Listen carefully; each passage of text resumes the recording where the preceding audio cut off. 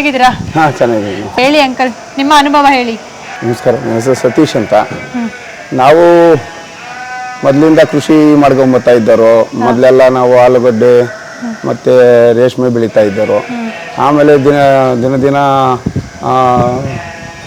400-500 ಅಡಿಗೆ ಇದ್ದಿದ್ದು ನೀರೆಲ್ಲ 1200 1300 ಅಡಿಗೆ ಹೋಯ್ತು. ಆಮೇಲೆ ವ್ಯವಸಾಯ ಮಾಡ್ತಾ ಆಲೂಗಡ್ಡೆ ಪ್ರತಿಯೊಂದು ತರಕಾರಿ ಬೆಳೀತಾ ಇದ್ರಿ. ಆ ಬೆಳೆದಿದ್ದಕ್ಕೆ ಯಾವುದಕ್ಕೂ ಒಂದಕ್ಕೆ ಬೆಲೆ ಸಿಗ್ತಾ ಇರಲಿಲ್ಲ. ಆಮೇಲೆ ನಾವು ಆನೂರಲ್ಲಿ ಅಂದರೆ ನಮ್ಮ ತಾಯಿ ಹುಟ್ಟದ ಮನೆಯಾಗಿ ಆನೂರಲ್ಲಿ ನಾವು ವ್ಯಾಸಂಗ ಮಾಡುವಾಗ ನಾನು SLC ಎಲ್ಲ ಓದಿದ್ದು ಅಲ್ಲೇ. ನಾವೊಂದು 8ನೇ ಕ್ಲಾಸ್ಗೆ ಇಲ್ಲಿಂದ ಹೋಗಿ ಆಮೇಲೆ 8ನೇ ಕ್ಲಾಸ್ಗೆ ಅಲ್ಲಿ ಸೇರಿದ್ರಿ. ನಾನು ಸರಸ್ವತಿ ಕಾರ್ಮೆಂಟಲ್ಲಿ ಓದಿದ್ದು. ಅಲ್ಲಿ ಆವಾಗ ಕುರಿ ಕೆಂಪಣ್ಣ ಅಂತೇಳಿ ಅವ್ರದ್ದೊಂದು ಅವಕ್ಕೆ ನಾವು ಹುಡುಗರಾಗೆ ಒಂದು 500ನಿಂದ ಒಂದು 600-700 ಕುರಿ ಅವಾಗೆಲ್ಲ ಮೇಯ್ಸ್ಕೊಂಡು ಬರ್ತಾ ಇದ್ದಿದ್ದು ಪದ್ಧತಿ. ಆಮೇಲೆ ನಾವು ಅಲ್ಲಿ ನಮ್ಮ ತಂದೆಯವರು ನಮ್ಮನ್ನು ನೋಡೋಕ್ಕಂತ ಬರೋರು. ಅಲ್ಲಿಂದ ಅವ್ರ ಹತ್ರ ಒಂದು ಟಗರು ತಗೊಂಬರೋರು. ಅವಕ್ಕೆ ನಮ್ಮ ತಂದೆಯವರು ತಗೊಂಬಂದು ಅದನ್ನು ನಮ್ಮ ಹತ್ರ ಇದ್ದಿದ್ದು ಒಂದು 40-50 ಕುರಿಗೆ ಅದನ್ನು ಕ್ರಾಸ್ ಮಾಡಿಸಿ ಅದು ಮರಿ ತೆಗೆದು ಅವಾಗೇ ನಾವು ಬಕ್ರೀದಕ್ಕೆ ಎಲ್ಲರ ಹತ್ರ ಒಂದು 10,000-12,000 ಈ ಥರ ಹೋದ್ರೆ ಅವಕ್ಕೆ ನಮ್ಮ 15,000-20,000 ಮಾರೋರು ನಮ್ಮ ತಂದೆ. ಅದ್ರನ್ನ ಹಂಗೆ ನಾವು ಅವ್ರ ಜೊತೆಯಲ್ಲೇ ಅದನ್ನ ಓಡಾಡಿಸ್ಕೊಂಡು ಮೇಯಿಸ್ಕೊಂಡು ಅವಾಗೇನು ನಾವು ಸಮ್ಮರ್ ಹಾಲಿಡೇಸ್ ಅಂದರೆ ಬೇಸಿಗೆ ರಜಕ್ಕೆ ಬಂದರೆ ಇನ್ನೇನು ನಮ್ಮ ಕೆಲಸ ಇಲ್ಲ. ಅವಾಗ ತಂದೆಯವ್ರ ಜೊತೆಗೋ ಇಲ್ಲ ನಮ್ಮ ಅತ್ತೆಯವ್ರ ಜೊತೆಗೋ ನಾವು ಕುರಿ ಮೇಯ್ಸಕ್ಕೆ ಹೋಗ್ತಾ ಇದ್ದಿದ್ದು. ಈಜೆಲ್ಲ ಹೊಡ್ಕೊಂಡು ಆಮೇಲೆ ಹೋಗಿ ಕುರಿ ಮೇಯಿಸ್ಕೊಂಡು ಹುಡುಗರ ಜೊತೆಗೆಲ್ಲ ಆಡ್ಕೊಂಡು ಇದು ಮಾಡ್ಕೊಂಡು ಹಂಗೆ ಬೆಳೀತಾ ಇದಾಯಿತು. ಆಮೇಲೆ ಕ್ರಮಿಕ ಬೋರ್ವೆಲ್ಗಳಲ್ಲೆಲ್ಲ ನೀರು ಕಮ್ಮಿ ಆಯಿತು. ಆಮೇಲೆ ಯಾಕೆ ನಾವು ಈ ಥರ ಏನೋ ಮಾಡಬಾರ್ದು ಅಂತೇಳಿ ಅವಾಗ ಕೈವಾರದ ಸುಬ್ಬಾರೆಡ್ಡಿ ಅಂತೇಳಿ ಫಾರಮ್ ಮಾಡಿದ್ರು. ಅವ್ರು ಸ್ಟಾಲ್ ಇದರಲ್ಲಿ ಸೈಲೇಜ್ ಮಾಡಿ ಮಾಡ್ತಾಯಿದ್ರು. ಅಲ್ಲೂ ಹೋಗಿ ನೋಡ್ಕೊಂಬಂದ್ರಿ. ಆಮೇಲೆ ನಾನು ಊಟಿ, ಕೊಡೈಕೆನಾಲ್, ಆಮೇಲೆ ಈ ಕಡೆ UP ಎಲ್ಲ ಬೇರೆ ಕಡೆ ಎಲ್ಲ ಸುತ್ಕೊಂಡ್ಬಂದ್ರೆ ಅಲ್ಲೆಲ್ಲ ನೋಡಿದ್ರೆ ಏನೂ ಇರಲ್ಲ, ಏನು ಮೇಯಕ್ಕೂ ಜಾಗನೂ ಇರಲ್ಲ, ಒಂದು ಇದಿರಲ್ಲ. ಆದರೆ ಅಲ್ಲಿ ನೋಡಿದ್ರೆ ತುಂಬ ಚೆನ್ನಾಗಿರ್ತದೆ ಕುರಿ ಮೇಕೆ ಎಲ್ಲ. ಅಂದರೆ ಅಲ್ಲಿನ ವೆದರು ಅಲ್ಲಿಂದ ಇದೇನು ಇದು ಗೊತ್ತಿಲ್ಲ, ಭೂಮಿದು ಇದೇನ. ನಾವು ಆ ಥರ ಯಾಕೆ ಮಾಡಬಾರ್ದು ಅಂತೇಳಿ ಲಾಸ್ಟ್ ಟೈಮು ಪೂನಾಗ ಪಲ್ಟಾನ್ಗೆ ಹೋಗಿದ್ರಿ. ಅಲ್ಲಿ ನಿಮ್ಕಾರು ಮೇಕೆ ಕಾಣಿಸ್ತು. ಆ ನಿಮ್ಕಾರು ಮೇಕೆ ಕಾಣಿಸಿದಾಗ ಅಲ್ಲಿ ಮೇವೆ ಚಿಕ್ಕದಾಗೆ ಇದ್ದಿದ್ದು, ಏನು ಜಾಸ್ತಿ ಏನು ಇರ್ತಾರಲ್ಲ, ಒಂದು ಅರ್ಧ ಟ್ರ್ಯಾಕ್ಟರ್ ಮೇವಿದ್ರೆ ಅದೇ ದೊಡ್ಡದಲ್ಲಿ. ಅಲ್ಲಿ ಮೇಕೆ ನೋಡಿದ್ರೆ ಒಂದೊಂದು ಯಾವ ನೋಡಿದ್ರು 50 kg 100 kg ಕಮ್ಮಿ ಇಲ್ಲ. ಈ ಥರ ನಾವು ಯಾಕೆ ಮಾಡಬಾರ್ದು ಅಂತೇಳಿ ಅವಾಗ ಅಟ್ಟಲ್ಗೆ ಸ್ವಲ್ಪ ಮಾಡ್ಕೊಂಡ್ರಿ. ಆಮೇಲೆ ತಿರ್ಗಾ ಅಲ್ಲಿ ಫಸ್ಟ್ ಸ್ಟಾರ್ಟಿಂಗ್ 50ರಿಂದ 60 ಆ ಶೆಡ್ಡಲ್ಲಿ ಸ್ಟಾರ್ಟ್ ಮಾಡಿದ್ವಿ ನಾವು. ಆಮೇಲೆ 300ರಿಂದ 400 ಮೇಕೆ ಅಲ್ಲಿ ಮೇಲೆ ಅಟ್ಟಳಿಗೆ ಎಲ್ಲ ಆದ್ಮೇಲೆ ಅಲ್ಲಿ ಸ್ಟಾರ್ಟ್ ಮಾಡಿದ್ರಿ. ಹಂಗೆ ಹೆಚ್ಚು ಕಮ್ಮಿ ಇವತ್ತೊಂದು 700ರಿಂದ 800 ಕುರಿ ನಮ್ಮ ಹತ್ರ ಇದೆ. ಸೊ ಅಂದ್ರೆ ಕರೆಕ್ಟಾಗಿ ನಾವು ಮಾಡ್ಕೊಂಡು ಹೋದ್ರೆ ಈ ಒಂದು ಕುರಿ ಸಾಕಾಣಿಕೆಯಲ್ಲಿ ತುಂಬಾ ಲಾಭ ಪಡಿಬಹುದು, ನಷ್ಟ ಆಗಲ್ಲ ಅಂತ ಹೇಳ್ತೀವಿ. 100% ಅದು ನಷ್ಟ ಆಗೋದಿಲ್ಲ. ಯಾಕಂತಂದ್ರೆ ನಮ್ಮ ರೈತರು ಏನ್ ಮಾಡ್ತಾರೆ ಅಂತಂದ್ರೆ ಯಾವುದು ಒಂದೂ ಕರೆಕ್ಟಾಗಿ ಮಾಡೋದಿಲ್ಲ. ಹೆಂಗೆ ಅಂತಂದ್ರೆ ಇವಾಗ ಯಾವ್ದೋ ಒಂದು ತರಕಾರಿ ಬೆಳೆಯಿರ್ತಾರೆ, ಆ ತರಕಾರಿ ಆ ಪ್ರೆಸೆಂಟ್ ಇದು ಬಂದ್ಬಿಡ್ತು ಅನ್ನೋದು. ಟೊಮೆಟೊ ರೇಟ್ ನೋಡ್ರಿ, ಇವಾಗ ಹೋದ ವಾರದಲ್ಲೇ 400-500 ಇದ್ದಿದ್ದು ಈ ವಾರದಲ್ಲಿ 900-1000 ಹೋಗ್ಬಿಡ್ತು. ಹಂಗಾಗಿ ಏನಾಗ್ತದೆ ಅಂದ್ರೆ ಇಂಟ್ರೆಸ್ಟ್ ಈ ಕಡೆ ಇಂಟ್ರೆಸ್ಟ್ ನ ಆ ಕಡೆ ಬಿಟ್ಬಿಡ್ತಾರೆ. ಹಂಗ್ ಮಾಡಬಾರ್ದು. ಇಲ್ಲಿ ಏನ್ ನಾವು ಫಸ್ಟ್ ನಾವು ಏನ್ ಮಾಡ್ಕೊಂಡು ಹೋಗಿರ್ತೀರ, ಇವಾಗ ನಾವು ಬೆಳಿತೀರಿ ಹಂಗಂತ ಅಲ್ಲಿನ ಜನನ ಅಲ್ಲೇ ಇಕ್ಕಿ ಅವ್ರು ಅಲ್ಲಿ ಕೆಲಸ ಮಾಡಿಸ್ಬೇಕು. ಇಲ್ಲಿನ ಏನ್ ಜನ ಇಕ್ಕಿರ್ತೀರ ನಾವು ಇದೇ ಫಾರಂ ಸೂಕ್ತವಾದವ್ರು ಇಲ್ಲಿ ಮಾಡಿ ಇನ್ನೂ ಮೇಂಟೈನ್ ಮಾಡ್ಬೇಕು. ಸಮಾಜ ತೂಗಿಸ್ಕೊಂಡು ಹೋಗ್ಬೇಕು. ಆವಾಗೇನೆ ಅದಕ್ಕೊಂದು ಇದು ಬರೋದು. ಇವಾಗ ನಾವು ಫಸ್ಟ್ ಸ್ಟಾರ್ಟಿಂಗ್ 50 ಕುರಿ ತಂದಿದ್ದು. 50 ಕುರಿ ತಗೊಂಬಂದು 50 ಕುರಿಗೆ 100 ಆಯ್ತು, 100ಕ್ಕೆ 200 ಆಯ್ತು, 200ಕ್ಕೆ 500 ಆಯ್ತು, 500ಕ್ಕೆ 1000 ಆಯ್ತು. ಆ ಥರ ಅದನ್ನೇನ್ ಮಾಡ್ಬೇಕಂದ್ರೆ ನಾವು ಬ್ರೀಡಿಂಗು ಮೇಂಟೈನ್ ಮಾಡ್ಕೊಂಡು ಹೋಗ್ತಾ ಇರ್ಬೇಕು. ಬರೋಂಥ ಹೆಣ್ಮರಿಗಳನ್ನ ನಮ್ಗೆ ಬೇಕಾಗಿದ್ದನ್ನೆಲ್ಲ ಟ್ಯಾಗ್ ಮಾಡ್ಕೊಬೇಕು, ಅವನ್ನೆಲ್ಲ ಮೇಂಟೆನೆನ್ಸ್ ಮಾಡ್ಕೊಬೇಕು. ನೋಡ್ರಿ ಆ ಥರ ಎಲ್ಲ ಕಂಪಾರ್ಟ್ಮೆಂಟ್ಗಳು ಮಾಡ್ಕೊಬೇಕು. ನೋಡಿ ಆ ಥರ ಎಲ್ಲ ಹೆಣ್ಣೊಂದು ಕಡೆ, ಗಂಡೊಂದು ಕಡೆ, ಹೆಣ್ಣುಗಳು ಅದಕ್ಕೆ ಆಗುವಂಥ ಹೆಣ್ಣುಗಳು ಒಂದು ಕಡೆ, ಅದೆಲ್ಲ ಒಂದೊಂದು ಬ್ರೀಡ್ ಸೆಕ್ಷನ್ ತರ ಎಲ್ಲ ಸಪ್ರೇಟ್ ಮಾಡ್ಕೊಂಡು ಹೋಗಿ ಅದನ್ನ ಇದು ಮಾಡ್ಕೊಂಡು ಹೋಗ್ಬೇಕು. ವ್ಯವಸ್ಥಿತವಾಗಿ ಮಾಡ್ಕೊಂಡ್ರೆ ಒಂದು ಉತ್ತಮವಾಗಿರುವಂತಹ ಒಂದು ಲಾಭವನ್ನ ಪಡಿಬಹುದು ಅಂತ ಹೇಳ್ತಾ ಇದ್ದಾರೆ. ಈಗಿನ ಯುವಕರಿಗೆ ಏನ್ ಹೇಳ್ತೀರಾ ಅಂಕಲ್? ನೀವು ಅನುಭವ ಪಡೆದಿರೋದ್ರಿಂದ ಈ ಒಂದು ಫೀಲ್ಡ್ ಅಲ್ಲಿ ಏನ್ ಹೇಳೋದಕ್ಕೆ ಇಷ್ಟಪಡ್ತೀರಾ? ಹೊಸದಾಗಿ ಬರುವಂತಹ ಯುವಕರಿಗೆ ಏನ್ ಹೇಳೋದಕ್ಕೆ ಇಷ್ಟಪಡ್ತೀರಾ? ಇವಾಗ ಹುಡುಗರೆಲ್ಲ ಏನ್ ಮೇಡಮ್ನರೆ ಅವ್ರಿಗೆ ಏನ್ ಹೇಳಕ್ ನಮ್ಗೆ ಅಷ್ಟೊಂದು ಇದಿಲ್ಲ. ಏನೋ ನಮ್ಗೆ ತಿಳಿದಿದ್ ನಾವ್ ಹೇಳ್ತೀರಿ. ಇತ್ತೀಚೆಗೆ ಸಾಕಷ್ಟು ಜನ ಯಂಗ್ಸ್ಟರ್ಸ್ ಅಲ್ಲ ಇವಾಗ ಏನಂತಂದ್ರೆ ನಮ್ಮ ಇದ್ರಲ್ಲಿ ಏನಾಗ್ಬಿಟ್ಟೈತೆ ಅಂದ್ರೆ ಇವಾಗ ನಮ್ ರೈತರ್ಕ ಹೆಣ್ಣು ಕೊಡಕ್ಕೆ ಹಿಂದೆ ಮುಂದೆ ತುಳಿತಾವ್ರೆ. ಯಾಕೆ ಹೆಣ್ಣು ಕೊಡಕ್ಕೆ ಹಿಂದೆ ಮುಂದೆ ತುಳಿತಾವ್ರೆ ಅಂತಾನೆ ನಮ್ಗೆ ನಾವೇ ಕ್ವಶನ್ ಮಾಡ್ಕೊಬೇಕು. ಅಲ್ಲೆಲ್ಲೋ ಯಾರೋ ಹೋಗಿ ಯಾವ್ದೋ ಒಂದು ಗೌರ್ಮೆಂಟ್ ಇದ್ರಲ್ಲಿ PO ಬೇಕಾದ್ರೆ ಹೆಣ್ಣು ಕೊಡ್ತಾರೆ. ಅದೇ ನಮ್ ರೈತನ ಇಲ್ಲಿ 10 ಎಕರೆ ಜಮೀನ್ ಮಾಡ್ಕೊಂಡು ಅವ್ನ ವ್ಯವಸಾಯ ಮಾಡ್ತಾವನೆ ಅಂತಂದ್ರೆ ಅವ್ನಿಗಿಂದು ಮುಂದೆ ತುಳಿತಾರೆ ಅಂತ ಕಾಲ. ಅಂತವ್ರಿಗೆ ಏನ್ ಹೇಳ್ಬೇಕು ಅಂತಂದ್ರೆ ಮುಂದೊಂದ್ ದಿನಗಳ ಕಾಲನೇ ಅವ್ರ ಪಾಠ ಕಲಿಸೋದೇನೋ ನೋಡೋಣ ಅದಿರ್ಲಿ. ಆಮೇಲೆ ಇವಾಗಿನ ಯೂತ್ ಅಂದ್ರೆ ಹುಡುಗರಿಗೆ ಏನ್ ಹೇಳ್ಬೇಕು ಅಂದ್ರೆ ಹೇಳ್ಬೇಕು ಅಂತ ಇಷ್ಟಪಡ್ಬೇಕು ಅಂದ್ರೆ, ಬೇರೆ ಕಡೆ ಹೋಗಿ ನಾವು ಅಕ್ಷಬಾತ್ ಅವ್ರು ಏನೋ ಕೊಡೋ 15,000ಕ್ಕ ನಾವು ಕೈ ಅಡ್ಡೋದಕ್ಕಿಂತ ನಿಮ್ಮ ತಂದೆ ತಾಯಿ ಯಾರೋ ನಿಮ್ಮ ತಾತನೋ ನಿಮ್ಮ ಇವ್ರ ಆಸ್ತಿ ಏನೋ ಇದ್ರೆ ಅದನ್ನ ಸ್ವಲ್ಪ ಅದ್ರನ್ನೇ ಇವತ್ತೇನು ಇವತ್ತೊಂದು ಎಕರೆ ಜಮೀನು ಕೊಂಡಕ್ ಆಗ್ತಾ ಇಲ್ಲ ನಮ್ಮ ಕಡೆ. ಹೆಚ್ಚು ಕಮ್ಮಿಯಿಂದ 5ರಿಂದ 8 ಕೋಟಿ 10 ಕೋಟಿ ಗಂಟ ನಡೀತಾ ಐತೆ. ಹಂಗಾಗಿ ಯಾವತ್ತಿದ್ರು ನಾವು ರಾಜರೇ, ರೈತರು ರಾಜರೇ. ಹಂಗೆ ಅದನ್ನ ಮುನ್ಸೈ ಇಟ್ಕೊಂಡು ಇವಾಗಿನ ಹುಡುಗರು ಅಕಸ್ಮಾತ್ ಏನೋ ಅವ್ರ ತಂದೆನೋ ಏನೋ ಅಷ್ಟೋ ಒಂದು 5 ಎಕರೆನೋ 10 ಎಕರೆನೋ ಎಷ್ಟೋ ಅವರು ಸಂಪಾದನೆ ಮಾಡಿ ಮಡಗಿರೋದ್ರನ್ನ ಉಳಿಸ್ಕೊಂಡು ಅದನ್ನ ಬೆಳೆಸ್ಕೊಂಡು ಹೋದ್ರೆ ಸಾಕು. ನಾವೇನು ಯಾರ ಹತ್ರಕ್ಕೂ ಹೋಗಿ ಕೆಲ್ಸಕ್ಕೆ ಹೋಗ್ಬೇಕಾಗಿದ್ದೇನಿಲ್ಲ. ರಾಗಿ ಬೆಳೆ ಬೆಳಿಬೋದು, ಜೋಳದ ಬೆಳೆ ಬೆಳಿಬೋದು, ಇಲ್ಲ ಕ್ವಾಲಿಸ್ ಪಕ್ಷ ಒಂದು 25 ಕುರಿ ತಗೊಂಡು ಮೇಯಿಸಿದ್ರು ಅದರಲ್ಲೂ ದುಡ್ಡು ಐತೆ. ನೀವೊಂದು 25 ಎಕರೆ ಬೆಳಿತಿದ್ರಲ್ವಾ ಅಂಕಲ್? ಹೌದೌದು ಮೇಡಮ್. 25 ಎಕರೆ ಫಸ್ಟ್ ನಾವು ಸ್ಟಾರ್ಟಿಂಗ್ ಇದು ಮಾಡಿದ್ದು ಇದೇ ತೋಟದಲ್ಲಿ. ಇದು 4 ಎಕರೆ ಐತೆ, ಅಲ್ಲೊಂದು 6 ಎಕರೆ ಇತ್ತು. ಅದರಲ್ಲಿ ಚಿಕ್ಕದ ಅಂದ್ರೆ ಒಂದು ಅಷ್ಟಕ್ಕಾಗಷ್ಟು 300 ಇದಕ್ಕೆ ಇದು ಮಾಡಿದ್ರೆ, ಆಮೇಲೆ ಕೆರೆಗಳಿಗೆಲ್ಲ JCB ಅಲ್ಲಿ ನೀರು ಬಿಟ್ರಲ್ಲ, ಹಂಗಾಗಿ ಬಿಟ್ಟಾಗ ಏನಾಯ್ತು ಅಂದ್ರೆ ನಮ್ದು ಮೇಲ್ಗಡೆ ಒಂದು 50 ಎಕರೆ ಜಮೀನ್ ಇತ್ತು, ಅದೆಲ್ಲ ನೀಲಗಿರಿ ಇತ್ತು. ಅಂದ್ರೆ ಅದು ನಮ್ದು ನಮ್ಮ ಚಿಕ್ಕಪ್ಪನವ್ರದ್ದು ಜಂಟಿ. ಅದು ನಮ್ಗೊಂದು 25 ಎಕರೆ, ಅವ್ರದ್ದೊಂದು 25, ಅವ್ರದ್ದು ನಾವೇ ಸೇರಿಸಿ ಮಾಡ್ಕೊಂತ ಇದ್ರೆ. ಹಂಗಾಗಿ ಅದಕ್ಕೂ ಎಲ್ಲ ಅಲ್ಲಿಂದ ಒಂದು 2.5 ಕಿಲೋಮೀಟರ್ನಿಂದ ಪೈಪ್ ಲೈನ್ ಮಾಡ್ಕೊಂಡ್ಬಂದು ಇವಾಗ ಅಲ್ಲಿನೂ ಬೆಳೆ ಇಕ್ತಾ ಇದ್ರೆ ಚೆನ್ನಾಗಿ ನಡೀತಾ ಇದೆ. ಒಟ್ಟು 25 ಎಕರೆ ಮಾಡ್ತಾ ಇದ್ವಿ ಮೇಡಮ್. ಒಟ್ಟು 25 ಎಕರೆನಲ್ಲಿ ಈ ಒಂದು ಸಿಂಚನ ಕುರಿ ಮತ್ತು ಮೇಕೆ ಫಾರ್ಮ್ ನಲ್ಲಿ ಈ ಒಂದು ಕುರಿಗಳಿಗೆ ಮೇವನ್ನ ಬೆಳೀತಾರೆ. ತುಂಬಾ ದೊಡ್ಡ ಮಟ್ಟದಲ್ಲಿ ಮಾಡಿರುವಂತಹ ಒಂದು ಕುರಿ ಫಾರ್ಮ್ ಇದು. ತುಂಬಾ ಹೆಸರನ್ನ ಮಾಡಿದ್ದಾರೆ, ತುಂಬಾ ಲಾಭವನ್ನ ಮಾಡಿದ್ದಾರೆ, ತುಂಬಾ ಅನುಭವವನ್ನ ಪಡೆದಿದ್ದಾರೆ, ಸಾಕಷ್ಟು ಗಳಿಸಿದ್ದಾರೆ ಈ ಒಂದು ಕುರಿ ಫಾರ್ಮ್ ಇಂದ ಅಂತಾನೆ ಹೇಳ್ಬೋದು. ಏನಂದರೆ ಕಾಶ್ಮೀರ್ ಟು ಕನ್ಯಾಕುಮಾರಿವರೆಗೂ ಕೂಡ ಇವರ ಒಂದು ಫಾರ್ಮ್ ನ ಒಂದು ಕುರಿಗಳನ್ನ ತಗೊಂಡೋಗಿದ್ದಾರೆ. ಸಾಕಷ್ಟು ಹೆಸರು ಮಾಡಿದೆ ಎಲ್ಲ ಜಾಗಗಳಲ್ಲೂ ಕೂಡ ಅಂತಾನೆ ಹೇಳ್ಬೋದು. ಅಂಕಲ್ ಈಗ ಬಕ್ರೀದ್ಗೂ ಕೂಡ ಸಾಕಷ್ಟು ಸೇಲ್ ಆಗಿದೆ ಅಂತ ರಾಹುಲ್ ಅವ್ರು ಹೇಳ್ತಾ ಇದ್ರು. ಸಾಕಷ್ಟು ಲಾಭ ಪಡೆದಿದ್ದೀವಿ ಈ ಒಂದು ವರ್ಷದ ಬಕ್ರೀದ್ ನಲ್ಲಿ, ತುಂಬಾ ಸೇಲ್ ಆಗಿದೆ ಅಂತ ಹೋಸಲಿ ಇಷ್ಟು ಇದಿರಲಿಲ್ಲ. ಅಂದ್ರೆ ಹೋಸರಿ ನಾವೇನ್ ಮಾಡಿದ್ರಿ ಅಂದ್ರೆ ರೈತರು ಇನ್ನೊಂದು ಏನ್ ಮಾಡ್ಬೇಕು ಅಂದ್ರೆ 1-2 ಕೊಡೋದ್ರಿಂದ ಏನು ಲಾಭ ಸಿಕ್ಕಲ್ಲ. ಅಂದ್ರೆ ಒಂದು ಹಬ್ಬ ಅಂದ್ರೆ ಇವಾಗ ಅವ್ರು ಬಕ್ರೀದ್ ಹಬ್ಬ ಅಂತಾನೆ ಅಂತಲ್ಲ, ನಮ್ಮ ಇದ್ರಕ್ಕೂ ಯುಗಾದಿ ಹಬ್ಬಕ್ಕೂ ಇದ್ ಮಾಡ್ಕೊಬೋದು. ತಿರ್ಗ ಆಯುಧ ಪೂಜೆ ಟೈಮಲ್ಲಿ ಅವಾಗೂ ಒಂದು ಸ್ವಲ್ಪ ಸೇಲ್ ಆಗ್ತದೆ. ತಿರ್ಗ ಆಮೇಲೆ ನಮ್ದು ಆಯುಧ ಪೂಜೆ ಆಗಿದ್ದು ಒಂದೂವರೆ ತಿಂಗಳಿಗೆ ಮಾರಿಯಮ್ಮ ಅದೇ ಓಂ ಶಕ್ತಿ ಆ ಟೈಮಲ್ಲಿ ಒಂದು ಇದ್ರದ್ದೊಂದು ನಡೀತದೆ, ತಮಿಳಿಯನ್ಸ್ ಅವ್ರದ್ದು ಒಂದು ಸ್ವಲ್ಪ ಹಬ್ಬಗಳು ನಡೆಯೋದ್ರಿಂದ ಅದೆಲ್ಲ ನೋಡ್ಕೊಬೇಕು ಯಾವ ಟೈಮ್ಗೆ ಎಷ್ಟು.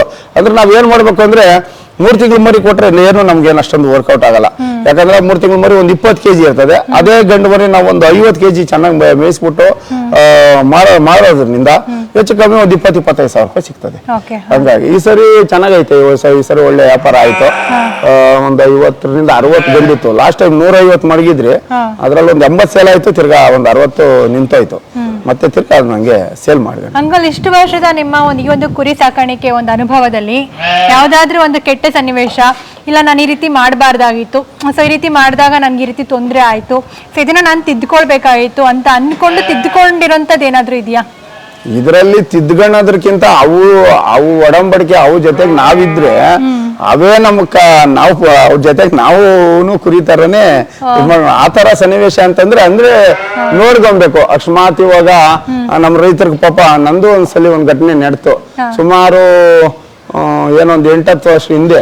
ಅವಾಗ ಜೋಳ ಎಲ್ಲ ತಂದು ಇಲ್ಲಿ ಚೆಲ್ಲಕ್ಕಂತ ಮಡಗಿದ್ರೆ ಅದ್ರಲ್ಲಿ ಈ ಯಜ್ಞ ಇವೆಲ್ಲ ಎತ್ತು ಬಿಡ್ತವೆ ಅಂತ ಅಂದ್ಬಿಟ್ಟು ಸ್ವಲ್ಪ ಜೋಳ ಇದು ಮಿಕ್ಸ್ ಆಗ್ಬಿಟ್ಟು ಅದು ತಿಂದ್ಬಿಟ್ಟು ಒಂದು 7-8 ಮೇಕೆ ಆವಾಗ ಡೆತ್ ಆಯ್ತು. ಆವಾಗ ಅನ್ನಿಸ್ತು, ಇದಕ್ಕೆ ಅಂತಾನೆ ಒಂದು ಸಪರೇಟ್ ಶೆಡ್ ಮಾಡಿ ಅದೇನ ಇದಾಗ್ಲಿ ಕೆಮಿಕಲ್ಸ್ ಇವು ಏನಿರೋದು ದೂರ ಇರ್ಲಿ ಅಂತೇಳಿ ಅದಕ್ಕೆ ಸಪರೇಟ್ ಆಗಿ ಇವಾಗ ಒಂದು ಶೆಡ್ ಮಾಡಿ ಅವೆಲ್ಲ ಅಲ್ಲೇ ಮಡಗಿ ಯಾವ್ದೇ ಕಾರಣಕ್ಕೂ ಇಲ್ಲಕ ಆತರ ಮದ್ದು ಗಿದ್ದೆಲ್ಲ ಏನು ಬರ್ದಿದ್ದಂಗೆ ನೋಡ್ಕೊಂಡು. ಇದೇನಂದ್ರೆ ನಮ್ಗ ಈ ಕೋಳಿ, ಕುರಿ, ಆಮೇಲೆ ಮೇಕೆ, ಹಸು, ಎಮ್ಮೆ ಇವೆಲ್ಲ ನ್ಯಾಚುರಲ್. ಹೆಂಗೆ ಅಂತಂದ್ರೆ ಮನುಷ್ಯನ ಏನು ಇದು ಅದೇ ಬೇಕಾಗಿರೋದು. ನಾವೇನ್ ಮಾಡ್ತೀರಿ, ರಾಗಿ ಬೆಳಿತೀರಿ, ತೆನೆ ನಾವ್ ಎತ್ಕೊಂತೀರಿ, ಕಡ್ಡಿ ರಾಗಿ ಹಸುಗಳಿಗೆ ಹಾಕ್ತೀರಿ. ಹಂಗಾಗಿ ಇವನು ಅದೇ ತರನೇ ಜೋಳ ಇವನ್ ತಿನ್ಕೊಂಡು ಈಗೇನು ಅಷ್ಟೊಂದು ಒಂದೇ ಸರಿ ಕೋಳಿಗಳಿಗೆ ಬಂದಂಗೆ ಏನೋ ಫಾಕ್ಸು ಆಮೇಲೆ ಚಿಕನ್ ಫಾಕ್ಸ್ ಆ ಥರ ನಾನು ಬಂದು ಅಯ್ಯೋ ಸರಿಯಪ್ಪ ಶೆಡ್ ಕುರಿಗಳು ಇದಾಗ್ಬಿಟ್ಟು ಕೋಳಿಗಳು ಸತ್ತೋಗ್ಬಿಟ್ಟು ಅನ್ನೋ ಅಷ್ಟು ಆತಂಕ ಇದ್ರಲ್ಲಿ ಏನಿಲ್ಲ. ಆರಾಮಾಗಿ ವ್ಯಾಕ್ಸಿನೇಷನ್ ರೆಗ್ಯುಲರ್ ಅಲ್ಲಿ ಮಾಡ್ಕೊಬೇಕು ನೋಡ್ರಿ. ಜೂನ್ ಜುಲೈ ಇವಾಗ ಬಂದು ET ವ್ಯಾಕ್ಸಿನ್ ಮಾಡ್ಕೊಬೇಕು. ಆಮೇಲೆ ಇನ್ನೇನಿನ್ನ ಇದು ಸ್ಟಾರ್ಟ್ ಆಯ್ತು ನೋಡ್ಕೊಂಡು ಏನೋ ಅಕಸ್ಮಾತ್ ಗಿಣ್ಣೆ ಸೋರೋದು ಅವಾಯ್ಡ್ ಆಗಿಲ್ಲ ಅಂದ್ರೆ ಅವು ಒಂದು HS ಮಾಡ್ಕೊಬೇಕು. ಆಮೇಲೆ ತಿರ್ಗಿ ಇದಕ್ಕೆಲ್ಲ ದೊಡ್ಡ ಇದು ಅಂತಂದ್ರೆ ನೀಲಿ ನಾಲ್ಗೆ ರೋಗ ಅಂತ ಅದು ಬಂತು ಅಂದ್ರೆ ಟೋಟಲ್ ಆಗಿ ಫಾರ್ಮೇ ಇದ್ ಮಾಡ್ಬೇಕಾಗ್ತದೆ. ಅದು ಒಂಥರ ವರ್ಣ ಅದು ಏನಿಲ್ಲ ಈ ನಿಂತಿರೋಂತ ಈ ಜೌಕ್ ನೀರ್ಗಳ ಹತ್ರ ಆಮೇಲೆ ಮಳೆ ನಿಂತಿರ್ತದೆ ಅಲ್ಲಿ ಅದಷ್ಟೇ ಒಂದು ವೈರಸ್ ಒಂದು ಅದು ಮೂಗೊಳಗೆ ಆಸೆ ಇದ್ರಲ್ಲಿ ಬರ್ತದೆ. ಅದು ಹೋಗ್ಬಿಟ್ಟು ಒಂದು ಸಲ ಅದು ನೋಡ್ಕೊಬೇಕು. ಒಂದ್ ಸ್ವಲ್ಪ ಅವತ್ತೇ ಮೇವಿಗೆ ಬಿಟ್ಟಾಗ ಎಣ್ಣೆ ಸ್ವರಕ್ಕೆ ಹಿಡಿತದೆ. ಆಮೇಲೆ ನಾಲ್ಗೆ ಇದಕ್ಕಿದ್ದಂಗೆ ಅದು ಒಂದ್ 3-4 ದಿನ ಆಗ್ತದೆ ಆ ವೈರಸ್ ಅದ್ರ ಮೈಯಕ್ಕೆ ಹೋಗಿ ಅದು ಬಾಡಿ ಎಲ್ಲ ಸ್ಪ್ರೆಡ್ ಆಗಪಟ್ಟು 3 ದಿನ ಬೇಕಾಗ್ತದೆ. ಅಷ್ಟರೊಳಗೆ ಹುಷಾರಾಗಿ ಇಲ್ಲ ಅದನ್ನ ಕೊಟ್ಬಿಟ್ರು ಒಳ್ಳೇದೆ. ಆ ಇಂಡಾಗಿಂದ ಕೊಟ್ಬಿಟ್ಟು ಬೇರೆ ಯಾವ್ದು ಇರ್ತದೋ ಅಂದ್ರೆ ಇದುವರೆಗೂ ಇನ್ನ ವ್ಯಾಕ್ಸಿನ್ ಕಂಡಿಡ್ದಿಲ್ಲ. ಟ್ರಯಲ್ ವ್ಯಾಕ್ಸಿನ್ ಆದ್ರೂ ಕೆಲಸ ಮಾಡ್ತದೆ, ಏನ್ ತೊಂದ್ರೆ ಇಲ್ಲ. ಅದೊಂದು ಕಾಯಿಲೆ ಒಂದು ಮಾತ್ರ ಹುಷಾರ ನೋಡ್ಕೊಂಬೇಕು ರೈತ. ಅದೊಂದು ಆದ್ರೆ ಈ ಟೈಮಲ್ಲೇ ಬರೋದದು. ಯಾಕಂದ್ರೆ ಎಲ್ಲ ಕಡೆ ಮಳೆ ಬಿದ್ದಿರ್ತದೆ. ಆಮೇಲೆ ಮೇವು ಬೇರೆ ಚಿಗುರಿ ಇರ್ತದೆ. ಆ ಚಿಗುರಿನ ಮೇವು ತಿಂದಾಗ ಇದ್ರ ಚಾನ್ಸ್ ಇರ್ತದೆ. ಅದರಿಂದ ಅದನ್ನೊಂದು ಸ್ವಲ್ಪ ಪ್ರತಿಯೊಂದು ಕುರಿಗಳನ್ನು ಕೂಡ ಗಮನದಲ್ಲಿ ಇಟ್ಕೊಬೇಕು. ಅದ್ ನೋಡ್ಕೊಂತ ಇರ್ಬೇಕು. ಅದಕ್ಕೆ ಅಂತಾನೆ ಒಬ್ರು ಮೇವು ಹಾಕ್ತಾ ಇದ್ರಿ, ಮೇವು ಹಾಕಿದಾಗ ಹೋಗ್ಬಿಡ್ತು ತಡೆಯಪ್ಪ ಇನ್ನೇನೋ ಕೆಲಸ ನೋಡ್ಕೊಳ್ಳೋಣ ಒಂದು 10 ನಿಮಿಷ ನೋಡ್ಬೇಕು. ಯಾವ ಕುರಿ ಮೇಯ್ತಾ ಇಲ್ಲ, ಯಾಕೆ ಮೇಯ್ತಲ್ಲ, ಅದಕ್ಕೊಂದು ಥರ್ಮಾಮೀಟರ್ ಒಂದು ಮಾಡ್ಕೊಬೇಕು. ಆ ಥರ್ಮಾಮೀಟರ್ ಚೆಕ್ ಮಾಡಿ ಅಕಸ್ಮಾತ್ ಜ್ವರ ಆಯ್ತಾ, ಅಕಸ್ಮಾತ್ 103, 102 ಅವೆಲ್ಲ ನಾರ್ಮಲ್. 104, 105, 106 ಹೋಯ್ತು ಅಂದ್ರೆ ಅಲ್ಲಿ ಜ್ವರ ಐತೆ, ಇದಕ್ಕೆ ಟ್ರೀಟ್ಮೆಂಟ್ ಮಾಡ್ಬೇಕು ಅಂತ ಹೇಳಿ ಟ್ರೀಟ್ಮೆಂಟ್ ಮಾಡಿ. ಸೊ ಪ್ರತಿದಿನ ಕೂಡ ನೀವು ಇಲ್ಲ ರಾಹುಲ್ ಆಗ್ಲಿ ಇದು ನೋಡ್ಕೊಳ್ತೀರಾ ಇಲ್ಲಿ? ಹೌದು, ನಾನು ನಮ್ಮ ಅಣ್ಣ ಇರ್ತಾರೆ. ಹೌದು, ಮತ್ತೆ ರಾಹುಲ್ ಇರ್ತಾರೆ, ನೀವ್ ಇರ್ತೀರಾ. ಸೊ ಪ್ರತಿಯೊಬ್ರು ಕೂಡ ಇಲ್ಲಿ ನಿಂತು ಮುತುವರ್ಜಿ ವಹಿಸ್ಕೊಂಡು ನೋಡ್ಕೊಳ್ತೀರಾ. ಸೊ ಹಂಗಾಗಿ ಏನಂತಂದ್ರೆ ಫುಲ್ ಫ್ಯಾಮಿಲಿ ಸಪೋರ್ಟ್ ಚೆನ್ನಾಗಿದೆ. ಎಲ್ಲರೂ ಕೂಡ ಸಪೋರ್ಟಿವ್ ಆಗಿ ಎಲ್ಲರೂ ಕೂಡ ತೊಡಗಿಸ್ಕೊಂಡು ಮಾಡ್ತಾರೆ. ಸೊ ಹಾಗಾಗಿ ಇಷ್ಟು ಒಂದು ದೊಡ್ಡ ಮಟ್ಟದಲ್ಲಿ ಯಶಸ್ಸನ್ನ ಈ ಒಂದು ಸಿಂಚನ ಫಾರ್ಮ್ ಗಳಿಸೋದಕ್ಕೆ ಸಾಧ್ಯ ಆಯ್ತು ಅಂತ ಹೇಳ್ಬೋದಲ್ವಾ? ಫುಲ್ ಫ್ಯಾಮಿಲಿ ಸಪೋರ್ಟ್ ಚೆನ್ನಾಗಿದೆ, ಫುಲ್ ಫ್ಯಾಮಿಲಿ ಸಪೋರ್ಟ್ ಮಾಡ್ತಿದ್ದಾರೆ. ಹೆಂಗ್ ಅನ್ಸುತ್ತೆ? ಚೆನ್ನಾಗಿದೆ ಮೇಡಮ್ ಅವರೇ, ಚೆನ್ನಾಗಿದೆ. ಚೆನ್ನಾಗಿದೆ. ಸೊ ಮುಂದಿನ ದಿನಗಳಲ್ಲಿ ಇನ್ನೂ ದೊಡ್ಡ ಮಟ್ಟದಲ್ಲಿ ನಿರೀಕ್ಷೆ ಇದೆಯಾ? ಯಾವ ತಳಿಗಳನ್ನ ಇಂಟ್ರೊಡ್ಯೂಸ್ ಮಾಡ್ಬೇಕು? ಇನ್ನ ಹೊಸದಾಗಿ ಸೌಜತ್ತು, ಆಮೇಲೆ ಇನ್ನ ಒಂದ್ 2-3 ವೆರೈಟಿ ನೋಡಿದ್ರಿ. ಆಮೇಲೆ ಈ ಸರಿ ಬಾಗಲಕೋಟೆಗೆ ಹೋಗೋ ಒಂದ್ ಸ್ವಲ್ಪ ಇದಕ್ಕೆ ಅಂತಾನೆ ಬಾಗಲಕೋಟೆದು ಇದು ಎಳಗಾನು ದಕ್ಷಿಣ ಸ್ವಲ್ಪ ಹಾಕ್ಬೇಕು ಅಂತಿದ್ರಿ.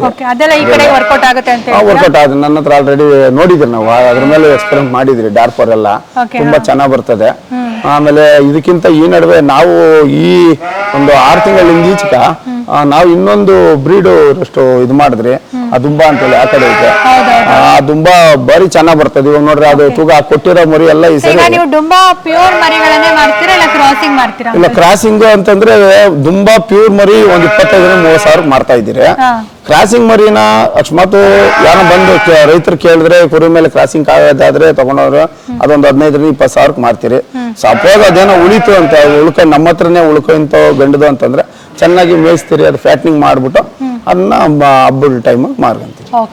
ನಾವು ಕೊಟ್ಟಿರೋದ್ರಲ್ಲಿ 70% ಈ ಸರಿ ದುಂಬಾನೇ ಕೊಟ್ಟಿರೋದು. ದುಂಬ ಭಾರಿ ಚೆನ್ನಾಗಿರ್ತದೆ. ಮೀಟ್ ಅಷ್ಟೇ. ನಾವು ಮೊನ್ನೆ ಟ್ರೈ ಇದು ನೋಡಿದ್ರಿ, ಚೆನ್ನಾಗೈತೆ ಮೀಟ್, ಒಳ್ಳೆ ಬಂದೈತೆ. ಮೊನ್ನೆ ತಗೊಂಡೋದವ್ರು 1-2-3 ಹೇಳವ್ರೆ ಈ ಸರಿ ಚೆನ್ನಾಗೈತೆ ಅಂದ್ಬಿಟ್ಟು ಸುಮಾರು ಜನ. ಈ ಒಂದು ಸಿಂಜನಾ ಫಾರ್ಮ್ ನಲ್ಲಿ ಏನಂದ್ರೆ ಡುಂಬಾ, ಡಾರ್ಪರ್, ಮೆರಿನೋ, ಹಾಗೆ ಇನ್ನೊಂದು ಯಾವ್ದು ಅಂಕಲ್? ಡೆಕ್ಕನಿ ಅಲ್ಲ, ಇನ್ನೊಂದು ಡುಂಬಾ, ಮೆರಿನೋ, ಡಾರ್ಪರ್, ರಾಂಬುಲೆಟ್. ಸೊ ಈ ರೀತಿ 4 ತಳಿಯ ಕುರಿಗಳು ಕೂಡ ಸಿಗುತ್ತೆ. ನಿಮ್ಗೆ ಏನಾದರೂ ಬೇಕಿದೆ ಅಂತಂದ್ರೆ ಕಾಂಟ್ಯಾಕ್ಟ್ ನಂಬರ್ ನಾನು ಡಿಸ್ಕ್ರಿಪ್ಷನ್ ಬಾಕ್ಸ್ನಲ್ಲಿ ಕೊಟ್ಟಿರ್ತೀನಿ. ಚೆಕ್ ಮಾಡಿ ಫಾರ್ಮ್ನ ವಿಸಿಟ್ ಮಾಡಿ ಅಂತ ಹೇಳ್ತೀನಿ. ಸಾಕಷ್ಟು ಜನ ಈ ಒಂದು ಫಾರ್ಮ್ಗೆ ಬರ್ತಾ ಇರ್ತಾರೆ, ವಿಸಿಟ್ ಮಾಡ್ತಾರೆ. ಇಲ್ಲಿರುವಂತಹ ಕುರಿಗಳನ್ನ ನೋಡ್ಬೇಕು ಅಂತಾನೆ ಸಾಕಷ್ಟು ಭಾಗಗಳಿಂದ ಬಂದು ನೋಡ್ಕೊಂಡು ಹೋಗ್ತಾರೆ. ವಿಸಿಟರ್ಸ್ ಬರ್ತಾ ಇರ್ತಾರಲ್ವಾ? ಸೊ ಬರ್ತಾ ಇರ್ತಾರೆ ವಿಸಿಟರ್ಸ್ ಈ ಒಂದು ಫಾರ್ಮ್ಗೆ. ನಿಮ್ಗೆ ಯಾರಿಗಾದ್ರೂ ಇಂಟ್ರೆಸ್ಟ್ ಇದೆ ಈ ಒಂದು ಶೀಪ್ ಫಾರ್ಮಿಂಗ್ ಬಗ್ಗೆ ಅಂತಂದ್ರೆ, ಏನಾದ್ರೂ ಮಾಹಿತಿ ತಿಳ್ಕೊಳ್ಬೇಕು ಅಂತಿದ್ರು ಕೂಡ ನೀವು ಬಂದು ವಿಸಿಟ್ ಮಾಡ್ಬೋದು. ಸೊ ವಿಸಿಟ್ ಮಾಡಿ ಮಾಹಿತಿಯನ್ನ ತಿಳ್ಕೊಳ್ಬೋದು ಅಂತ ಹೇಳೋದಕ್ಕೆ ಇಷ್ಟಪಡ್ತೀನಿ. ಕೊನೆಯದಾಗಿ ಏನ್ ಹೇಳ್ತೀರಾ ಅಂಕಲ್ ನಮ್ಮ ರೈತರಿಗೆ? ಯಾವ ಕುರಿ ಮೇಯಿಸಿದ್ರು ಲಾಭ ಐತೆ, ಅದ್ರ ಜೊತೆಗೆ ವ್ಯವಸಾಯನು ಮಾಡ್ರಿ. ಎರಡೂ ಸಮವಾಗಿ ನೋಡ್ಕೊಂಡು ನಾವು ಅಲ್ಲಿ ಟೊಮೊಟೊ ಹಾಕಿದ್ರಿ, ಶುಂಠಿ ಹಾಕಿದ್ರಿ, ಆಮೇಲೆ ಸೌತೆ ಗಿಡ ಹಾಕಿದ್ರಿ. ಎಲ್ಲಾನು ನಾವು ಇದ್ರ ಜೊತೆಯಲ್ಲೇ ಅದನ್ನು ಜೊತೆಗೆ ನೋಡ್ಕೊಂಡು ಸಂಪಾದನೆ ಮಾಡಿ ಹೋಗ್ತಾ ಇದ್ದೀವಿ. ಸೊ ಇಲ್ಲಿರುವಂಥ ಕುರಿಗಳು ತುಂಬಾ ಚೆನ್ನಾಗಿದೆ ಅಂಕಲ್, ಒಂದ್ಸಲಿ ತೋರಿಸ್ಬಿಡೋಣ ನಮ್ಮ ವೀಕ್ಷಕರಿಗೆ. ನೋಡ್ಸಿ ಬನ್ನಿ. ಸೊ ಬನ್ನಿ, ಇಲ್ಲಿರುವಂತಹ ಒಂದು ಕುರಿಗಳನ್ನ ನೋಡ್ತೀನಿ. ಯಾವ್ದು ಅಂಕಲ್ ಇದು? ಮೆರೂನ್. ಇದು ಮೆರಿನೋ. ಮೆರೂನ್, ಅದರಲ್ಲಿ ಸ್ವಲ್ಪ ದುಂಬಾನು ಇದೆ. ಬನ್ನಿ ಸರ್.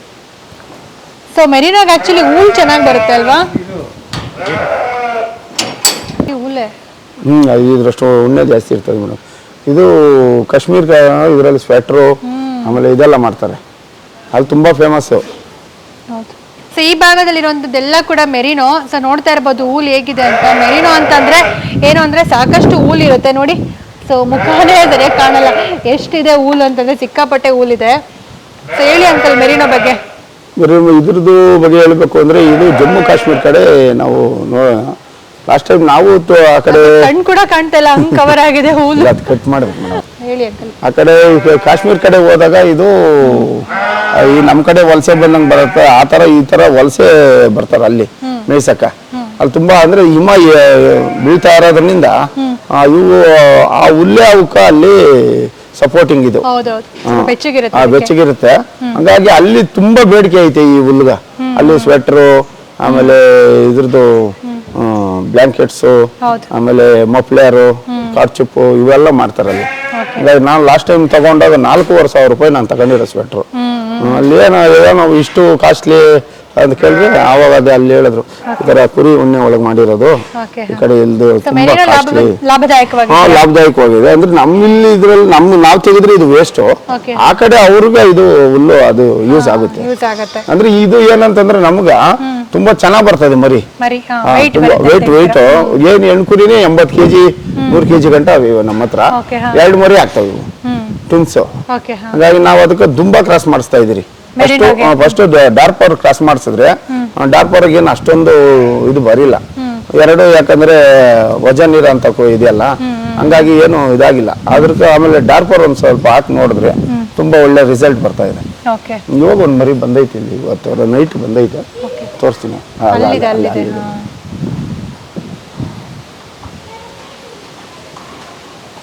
ಇಲ್ಲಿರೋದೆಲ್ಲ ಬರೀ ಮೆರಿನೋ ಅಂಕಲ್? ಇದು ಮೆರಿನೋ ಸ್ವಲ್ಪ ದುಂಬಾ ಇದೆ. ಡುಂಬಾ ಮತ್ತೆ ಮೆರಿನೋ, ಈ ಕಡೆ ಫುಲ್ ಸೆಕ್ಷನ್ ಫುಲ್ಲು ಮೆರಿನೋ ಮತ್ತೆ ಡುಂಬಾ ಇದೆ. ಸೊ ನೋಡೋದ್ರಲ್ಲ, ಈ ವಿಡಿಯೋ ನಿಮಗೆ ಇಷ್ಟ ಆಯಿತು ಅಂತ ತಿಳ್ಕೊಂಡಿದ್ದೀನಿ. ಕುರಿ ಸಾಕಾಣಿಕೆಯ ಬಗ್ಗೆ ಸಾಕಷ್ಟು ಮಾಹಿತಿಯನ್ನು ಅಂಕಲ್ ಜೊತೆಗೆ ಶೇರ್ ಮಾಡಿದ್ದಾರೆ. ಸೊ ಈ ಎಲ್ಲ ಮಾಹಿತಿಗಳು ಕೂಡ ನಿಮಗೆ ಇಷ್ಟ ಆಯಿತು ಅಂತ ತಿಳ್ಕೊಂಡಿದ್ದೀನಿ, ಹಾಗೆ ಅನುಕೂಲ ಆಯಿತು ಅಂತ ಕೂಡ ತಿಳ್ಕೊಂಡಿದ್ದೀನಿ. ಯಾರಾದರೂ ಹೊಸದಾಗಿ ಈ ಒಂದು ಕುರಿ ಮತ್ತು ಮೇಕೆ ಸಾಕಾಣಿಕೆಯನ್ನು ಪ್ರಾರಂಭ ಮಾಡಬೇಕು ಅಂತಿದ್ರೆ ಸಾಕಷ್ಟು ಮಾಹಿತಿಗಳನ್ನು ತಿಳ್ಕೊಳ್ಳಿ, ಎಲ್ಲ ರೀತಿಯಾದಂಥ ಸ್ಟೆಪ್ಸ್ಗಳನ್ನು ಫಾಲೋ ಮಾಡಿ. ಸೊ ಈ ರೀತಿ ಮಾಡೋದ್ರಿಂದ ಏನು ಅಂತಂದರೆ ಈ ಒಂದು ಫಾರ್ಮಿಂಗ್ನಲ್ಲಿ ಸಕ್ಸಸ್ಸನ್ನು ಪಡಿಬೋದು. ಈ ಒಂದು ವಿಡಿಯೋ ನಿಮಗೆ ಈ ಒಂದು ಕುರಿ ಸಾಕಾಣಿಕೆಯಲ್ಲಿರುವಂತಹ ಸಾಕಷ್ಟು ಡೌಟ್ಗಳನ್ನು ಕ್ಲಿಯರ್ ಮಾಡಿರುತ್ತೆ ಅಂತ ತಿಳ್ಕೊಂಡಿದ್ದೀನಿ. ಅಂಕಲ್ ನಮ್ಮೊಟ್ಟಿಗೆ ಇದು ಸಾಕಷ್ಟು ಮಾಹಿತಿಯನ್ನು ಶೇರ್ ಮಾಡಿದ್ದೀರಾ, thank you so much. So ಹಾಗಾದರೆ ಈ ವಿಡಿಯೋನ ಎಲ್ಲ ಎಂಡ್ ಮಾಡ್ತಾ ಇದ್ದೀನಿ. ಮತ್ತೆ ಮುಂದಿನ ವಿಡಿಯೋದಲ್ಲಿ ಇನ್ನೊಂದು ಇಂಟ್ರೆಸ್ಟಿಂಗ್ ಆಗಿರುವಂತಹ ಕಂಟೆಂಟ್ ಜೊತೆಗೆ ನಾನು ನಿಮ್ಮ ಮುಂದೆ ಇರ್ತೀನಿ. ಸೊ ವಿಡಿಯೋ ಇಷ್ಟ ಆದರೆ ಲೈಕ್ ಮಾಡೋದನ್ನು ಮರಿಬೇಡಿ. ವಿಡಿಯೋ ಇನ್ಫಾರ್ಮೇಟಿವ್ ಅಂತ ಅನ್ಸಿದ್ರೆ ಫ್ಯಾಮಿಲಿ ಆ್ಯಂಡ್ ಫ್ರೆಂಡ್ಸ್ ಜೊತೆಗೆ ಶೇರ್ ಮಾಡಿ. ಸೊ ನಮ್ಮ ಚಾನಲನ್ನು ಸಬ್ಸ್ಕ್ರೈಬ್ ಮಾಡಿಲ್ಲ ಅಂತಂದರೆ ದಯವಿಟ್ಟು ನಮ್ಮ ಚಾನಲನ್ನು ಸಬ್ಸ್ಕ್ರೈಬ್ ಮಾಡ್ಕೊಳ್ಳೋದನ್ನು ಮಾತ್ರ ಮರಿಬೇಡಿ. Thanks for watching this video.